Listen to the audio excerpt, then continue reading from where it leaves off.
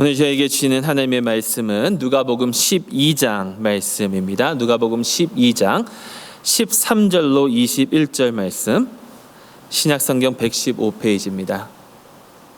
제가 봉독하도록 하겠습니다. 무리 중에 한 사람이 이르되 선생님, 내 형을 명하여 유산을 나와 나누게 하소서 하니, 이르시되 이 사람아, 누가 나를 너희의 재판장이나 물건 나누는 자로 세웠느냐 하시고, 그들에게 이르시되 삼가 모든 탐심을 물리치라. 사람의 생명이 그 소유에 넉넉한 데 있지 아니하니라 하시고, 또 비유로 그들에게 말하여 이르시되 한 부자가 그 밭에 소출이 풍성하매 심중에 생각하여 이르되 내가 곡식 쌓아둘 곳이 없으니 어찌할까 하고, 또 이르되 내가 이렇게 하리라. 내 곡간을 헐고 더 크게 짓고 내 모든 곡식과 물건을 거기 쌓아두리라. 또 내가 내 영혼에게 이르되 영혼아, 여러 해 쓸 물건을 많이 쌓아두었으니 평안히 쉬고 먹고 마시고 즐거워하자 하리라 하되, 하나님은 이르시되 어리석은 자여, 오늘 밤에 내 영혼을 도로 찾으리니 그러면 내 준비한 것이 누구의 것이 되겠느냐 하셨으니, 자기를 위하여 재물을 쌓아두고 하나님께 대하여 부여하지 못한 자가 이와 같으니라. 아멘. 살아계신 하나님의 말씀입니다. 우리 함께 기도하고 하나님 말씀 듣도록 하겠습니다. 하나님 아버지, 주님의 말씀을 들을 수 있는 이 시간을 주심을 감사합니다. 저에게 말씀하여 주시옵소서. 오직 주님의 진리만 선포될 수 있도록 인도하여 주시옵소서. 예수 그리스도의 이름으로 기도드리옵나이다. 아멘. 어떤 학구는 이번 주부터 시작하는 것 같고요. 체리 크릭 학구는 다음 주부터, 또 조만간 앞으로 몇 주 사이에 학생들은 다 학교로 돌아갑니다. 여러분, 아까 저희가 함께 기도했지만 학생들이 잘 배울 수 있도록, 그리고 또 올바른 것을 배울 수 있도록 계속해서 기도해 주시기 바랍니다. 여러분, 이게 얼마나 중요한지 모릅니다. 누군가 그런 말을 했죠. 교육이 해결책이라고, 이 세상의 많은 문제들의 해결책이라고. 근데 여러분, 교육 자체가 해결책은 아닙니다. 왜냐하면 많이 배웠느냐가 중요한 게 아니라 무엇을 배웠느냐가 중요한 것이죠. D.L. 무디가 이런 말을 했습니다. 못과 나사를 훔치는 도둑을 교육시키고 대학에 보내면 나중에는 철로 전체를 훔친다. 여러분, 도둑하는 사람에게 교육을 하면 더 좋은 도둑이 됩니다. 여러분, 못 배워서 잘못을 저지르는 것이 아닙니다. 소식을 접하신 분도 계셨겠지만 어제 엘파소에서 또 총기 사건이 일어났죠. 그래서 20여 명 가량이 또 죽게 되고 그 외에 또 20몇 명이 부상을 얻었다라고 하는데, 여러분, 그 엘파소에서 일어난 그 사건의 용의자도 대학을 나온, 여러분, 미국에서 대학을 나왔다라는 것 자체가 이 세상의 인구의 90% 이상보다 더 많이 배운 그것 자체이거든요. 여러분, 그 대학을 나온 사람이었습니다. 배우는 것 자체가 중요한 것이 아니라 무엇을 배우고 얼마나 올바르게 배우느냐가 중요한 것입니다. 목적이 중요하고 목표가 중요합니다. 아이들이 올바른 것을 배울 수 있도록, 올바른 목표를 가지고 나아갈 수 있도록 계속해서 기도해 주시기 바랍니다. 네, 여러분, 이것은 학생들에게만 적용되는 이야기는 아닙니다. 우리에게도 마찬가지입니다. 왜냐하면 우리의 삶의 목적이 중요하고 목표가 중요하다라는 말씀입니다. 무엇을 위하여 우리는 살아가고 있고 그 목표가 어디에 있느냐, 그것이 중요하다라는 것입니다. 여러분, 오늘 본문 말씀은 그 목표, 우리가 나아가야 되는 그 방향을 우리에게 제시해 주고 있습니다. 그것이 무엇이냐면 하나님에 대하여 부요하라.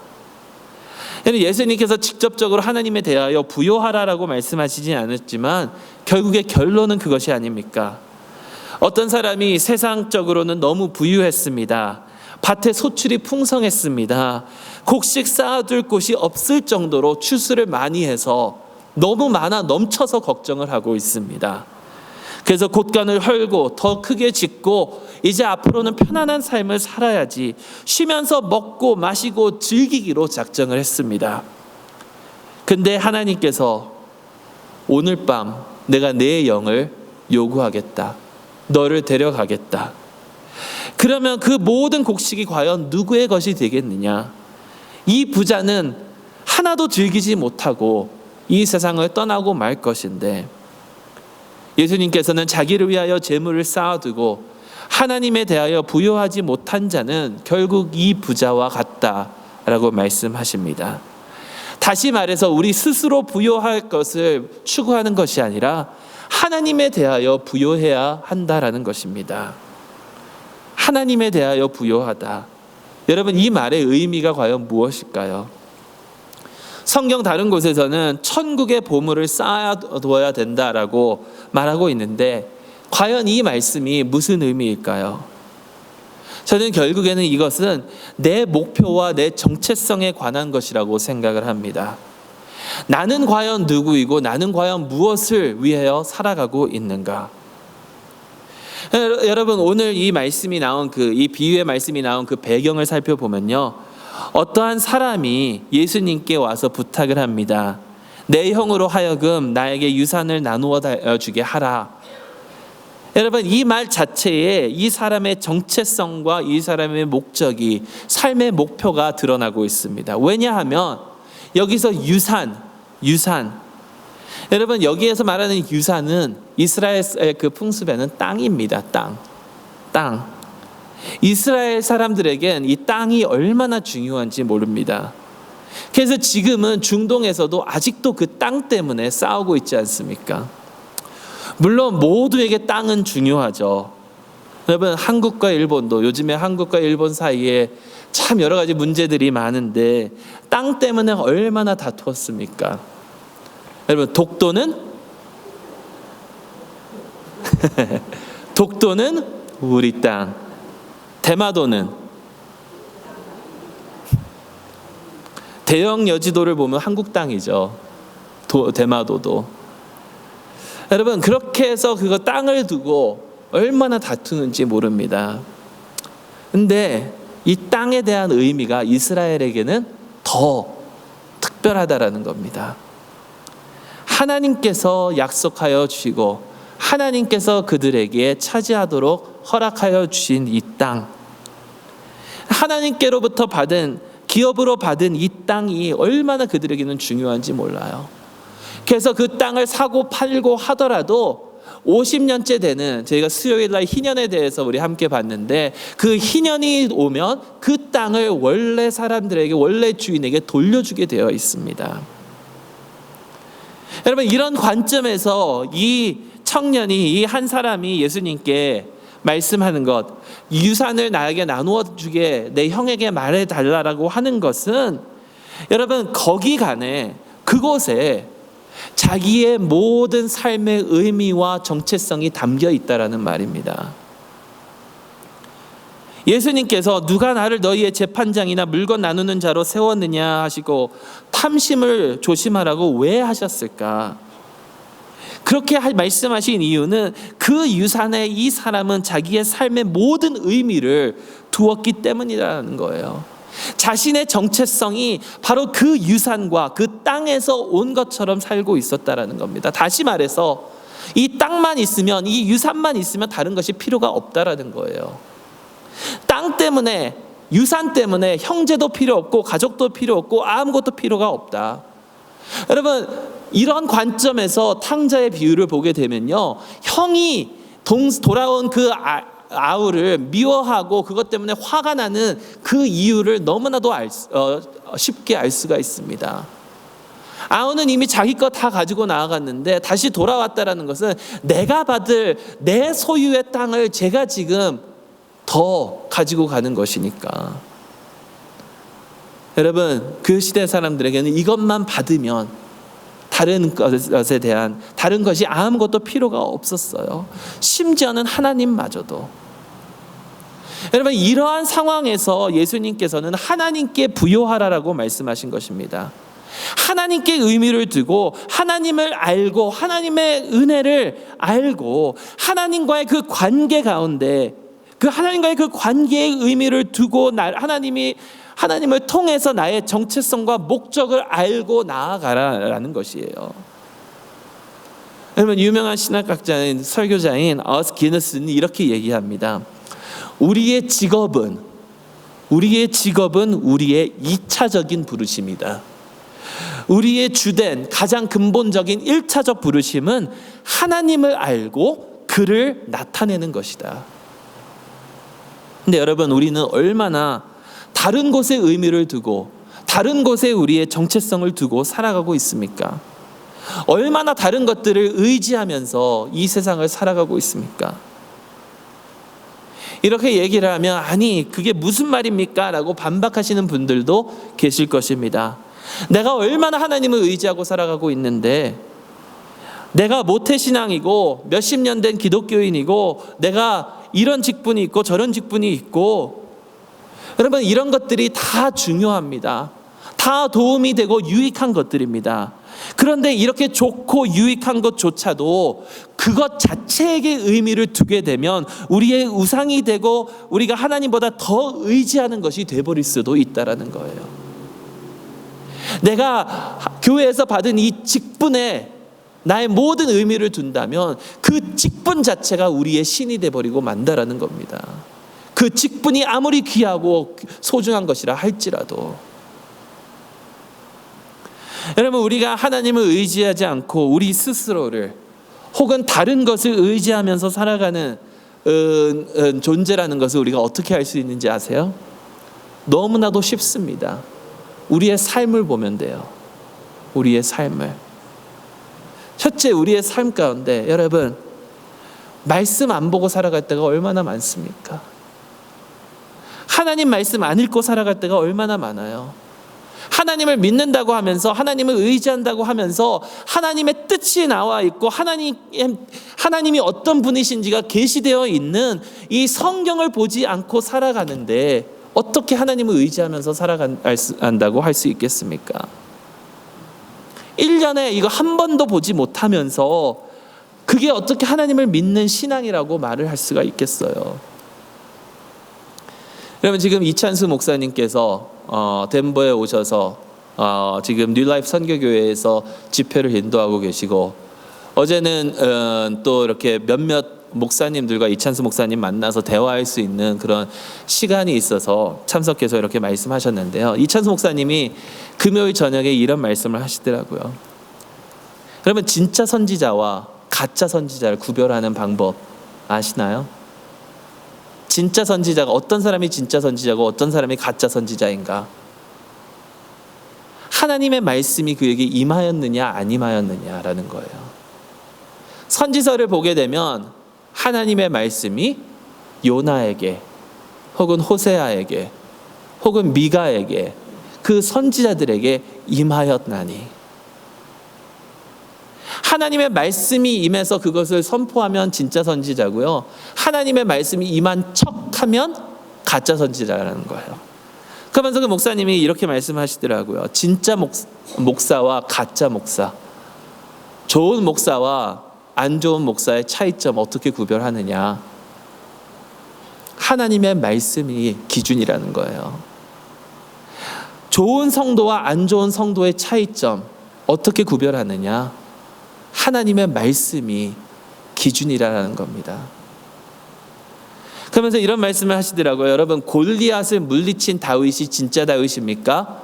아니면 우리아를 죽이고 밧세바를 범한 그 다윗이 진짜 다윗의 모습입니까? 둘 다 진짜 다윗입니다. 하나는 하나님의 말씀과 함께 했을 때 일어났던 놀라운 구원의 역사이고, 하나는 하나님의 말씀을 멀리하고 자기의 뜻대로 살아갈 때에 일어난 비극이라는 거예요. 하나님의 말씀, 하나님의 말씀. 여러분, 둘째로 기도를 안 하지 않습니까? 우리가 기도보단 다른 방법으로 나에게 닥친 이 일들을 해결하려고 할 때가 얼마나 많습니까? 아니, 설상 기도를 했다고 칩시다. 하나님께서 들어주실 것이라고 안 믿지 않습니까? 여러분, 안 믿고 하는 기도는 진정한 기도가 아닙니다. 여러분, 하나님께서 능치 못하실 일이 없으시죠? 여러분, 이 질문 한번 드리겠습니다. 사람이 변합니까? 안 변합니까? 많은 분들과 얘기하다 보면 사람은 절대 안 변한다고 얘기하시는 분들이 많아요. 지 버릇 남 못 주고요. 3살 버릇 80까지 가고요. 사람은 변하지 않습니다. 근데 여러분, 하나님께서도 못 변화시키실까요? 왜 어떠한 사람에 대해서 저 사람은 절대 안 변해 라고 말하면서 그 사람을 정죄하고 그 사람을 비판할까요? 안 변한다고 하는 것 자체가 내가 하나님을 믿지 않는다라는 것, 아니면 하나님께서 내 기도를 안 들어주신다라고 믿는 것인가 하면, 아니면 하나님께서 저 사람을 절대로 못 고치신다고 하나님의 능력을 거부하는 그러한 반응이 아닐까요? 여러분, 셋째, 헌신을 하지 않지 않습니까? 온전한 11조를, 첫 예물을, 감사 헌금을, 심지어는 우리의 시간을 하나님께 헌신하지 않을 때가 얼마나 많습니까? 각각 그 마음에 정한 대로 할 것이요 인색함으로나 억지로 하지 말지니 하나님은 즐겨내는 자를 사랑하시느니라 라고 했는데, 의무로 마지 못해 내는 경우가 얼마나 많습니까? 여러분, 왜 그런지 아세요? 아깝다고 생각하니까. 하나님께서 채워주신다라고 하는데 정말 하나님께서 채워주실까? 라고 하나님을 믿지 못하니까. 여러분, 전에도 이 이야기 한번 나눈 것 같은데요. 제가 중고등부 섬길 때, 텍사스에서 중고등부 섬길 때 그 헌금 시간이 되면 학생들을 유심히 한번 바라봤어요. 근데 헌금 시간이 되니까 그때 막 주머니를 막 뒤지고요. 주머니를 딱 뒤지다가 이제 지갑을 딱 엽니다. 지갑을 딱 열면서 아이들의 얼굴이 빛이 변하거나 일그러질 때가 있어요. 그때가 언제인지 아세요? 잔돈은 없고 20불짜리 이상만 있을 때. 하나님께 헌금은 해야 되겠는데 20불은 너무 아까운 것 같고. 근데 거기에는 몇 가지 문제점이 있습니다. 20불 아깝게 여기는 것 자체가 문제고요. 준비 안 해온 것 자체가 문제예요. 준비 안 해온 것 자체가. 제가 지금 이제 헌금함을 뒤에다 비치를 했는데, 제가 처음 저희 교회에 부임해가지고 이걸 당회에서 한번 나눈 적이 있어요. 헌금함을 사용하면 어떻겠느냐. 근데 어떤 분이랑은 밝히지 않겠지만 그때 어떤 분이 그렇게 말씀하시더라고요. 목사님, 그러면 저희 교회 부도납니다. 왜냐하면 헌금함을 돌릴 때 강제성이 있거든요. 근데 요즘에 와서 쭉 살펴보니까, 그리고 재정 담당하시는 분들과 이렇게 얘기를 해보니까 그래도 대부분의 성도님들 준비해서 오시더라고요. 준비해서 정성껏 드리고. 여러분, 이건 준비하고 하나님께 이게 절대로 아까운 것이 아니다라고 그 학생들에게 설명을 했습니다. 그리고 그때 헌금을 딱 걷었는데, 그때 재정을 맡고 있었던 학생이 헌금 다 계수하고 저에게 오더니, 목사님, 지난주보다 3배 나왔어요 그러더라고요. 근데 학생들인데 그 학생들에게 거둔 것만 거의 900불 가까이 나왔던 것 같아요. 참 안타까운 것은 그 다음 주에 다시 전에 레벨로 내려가더라고요. 여러분, 하나님께서 채워주실 거라고 믿지 않으니까, 아깝다고 생각하니까. 여러분, 이것 외에도 얼마나 많습니까? 자녀가 교회 때문에 공부하는 시간 뺏기면 아깝다고 생각하고, 내가 놀 시간 빼앗기면 아깝다고 생각하고, 내가 희생해야 하는 것이 손해라고 생각하고. 여러분, 이런 우리에게 이 세상의 가치에 의미를 두는 우리에게 예수님께서는 하나님께 부요하고 천국의 보화를 쌓으라고 말씀하십니다. 그렇다면 이것이 과연 어떤 의미일까를 보면요, 영원한 가치에 의미를 두라라는 것이에요. 영원히 가는 것에 투자하라는 거예요. 제가 좋아하는 영화 중에 예전에 너무 오래된 영화인데요, 글래디에이터라는 영화가 있습니다. 거진 20년 된 영화인데, 거기서 주인공이 이런 말을 하거든요. What you do in life echoes in eternity. 이 세상의 삶에서 내가 하는 일이 영원한 세계에서 메아리가 돼서 나에게 돌아온다. 여러분, 영원한 것에 투자할 수 있기를 바랍니다. 그렇다면 영원한 것이 무엇인가? 여러분, 영원한 것은 하나님 나라예요. 하나님 나라. 하나님 나라가 이 땅에 임하도록 하는 것이 하나님께 부요한 삶입니다. 이 세상의 탐욕을 버리고 하나님 나라의 가치관을 가지고 살아가는 것. 하나님 나라의 가치관이라는 것은 곧 회복이고 희년의 그 축복입니다. 가난한 자가 부유하게 되고 병든 자가 고침을 받게 되고 억압된 자가 자유를 얻는 그러한 가치관. 여러분, 어떻게 우리가 이렇게 살 수 있는지 아세요? 아까 그 아스기너스의 말씀처럼 우리의 직업은 우리의 2차적인 부르심이고 우리의 주된 1차적인 가장 근본적인 부르심은 하나님을 알고 그를 나타내는 것인데, 하나님을 알고 그를 나타내는 삶을 살면 되는 거예요. 하나님을 알고. 여러분, 하나님은 어떤 분이십니까? 사랑과 은혜와 인자와 긍휼이 넘치시는 분이 아니신가요? 우리를 위하여 모든 것을 내어주신 분이 아니십니까? 여러분, 이찬수 목사님이 이런 말씀을 하셨는데 저도 너무나도 동의하거든요. 하나님께서 나처럼 화를 참지 못하셨으면 지금 우리가 어디에 있겠느냐고. 때로는 좀 차별인데 확실히 딸들보다는 아들을 많이 혼내는 것 같아요, 저도. 근데 한 번만 더 참으면 되는데 참지 못하고 화를 낼 때가 얼마나 많은지 모릅니다. 근데 하나님께서는 참으시는 분이시잖아요. 우리의 잘못을 보고도 참아주시는 분이시잖아요. 그러면서 우리의 잘못을 용서하여 주시기 위하여 당신의 아들의 목숨마저도 희생시켜 주신 분이시잖아요. 여러분, 이러한 하나님의 사랑을 알면 그를 나타내면서 살아가면 되는 거예요. 그분의 그 형상을 이 세상에 선포하면서 살아가면 되는 거예요. 그의 사랑을 우리의 삶으로 나타내고 그의 긍휼과 은혜를 우리의 삶으로 나타내면 되는 겁니다. 나의 도움이 필요로 하는 자에게 도움을 주고, 외로운 자 한 번 더 찾아가 주고, 나를 귀찮게 하는 자, 나에게 기분 나쁘게 하는 자들을 한 번 더 사랑해 주고 품어주고, 나의 원수들, 나의 마음에 상처를 입힌 자들, 나를 아프게 한 자들을 한 번 더 용서해주고 그들을 위해서 기도해주고, 넉넉하고 넘치고 너그러운 그 마음으로 서로를 대하면, 여러분, 그게 하나님의 나라를 이 땅에 임하게 하는 길인 줄로 믿습니다. 여러분, 이 세상은 얼마나 악한지 몰라요. 아까도 말씀드렸지만 어제 일어났던 그 엘파소 총기 사건, 또 이 세상에 돌아가고 있는 세계의 그 정치판을 본다 하더라도요, 여러분, 이렇게 악하고 타락된 이 세상을 내가 그것을 위해서 당장 이 세상을 뒤집어 놓을 수 없고 정치판을 바꿔 놓을 수도 없고 큰 무언가를 할 수는 없겠지만,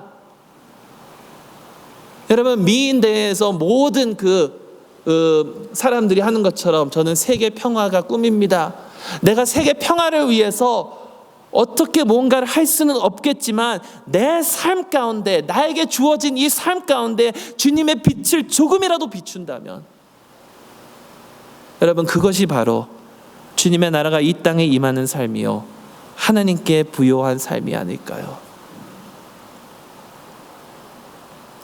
주님을 믿고 주님을 의지하고 주님께 부요한 삶을 살아갈 수 있는 저 여러분들이 될 수 있기를 주님의 이름으로 축원합니다. 기도하겠습니다. 사랑의 하나님, 감사합니다. 저희를 사랑으로 대하여 주시고 저에게 은혜를 주시고 저희를 위하여 우리 주 예수 그리스도마저도 희생시켜 주신 하나님, 주님의 이 사랑을 알고 주님을 위하여 살아가기를 소망합니다. 주님께 부요한 자가 될 수 있도록 인도하여 주시옵소서. 우리 주 예수 그리스도의 이름으로 간절히 기도드리옵나이다. 아멘.